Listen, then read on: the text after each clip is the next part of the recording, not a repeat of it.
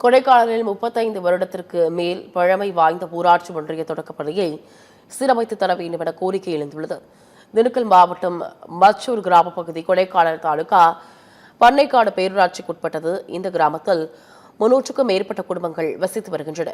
மச்சூர் கிராமத்தில் அமைந்திருக்கும் சுமார் 35 வருடத்திற்கு மேலான பழமை வாய்ந்த தொடக்கப்பள்ளியில் 2 ஆசிரியர்கள் மட்டுமே உள்ள நிலையில் 21 மாணவ மாணவிகள் கல்வி கற்று வருகின்றனர். குறிப்பாக பாடைக்காடு பேரூராட்சிக்குட்பட்ட தொடக்கப்பள்ளி எந்த ஒரு பராமரிப்பு பணிகளும் செய்யாமல் பல வருடங்களாக இருந்து வருகிறது. இந்த பள்ளியில் மேற்கூரை மிகவும் சேதமடைந்து எந்த நேரமும் வேண்டுமானாலும் இடிந்து பள்ளி குழந்தைகள் மீது விழும் அவலநிலை ஏற்பட்டுள்ளது.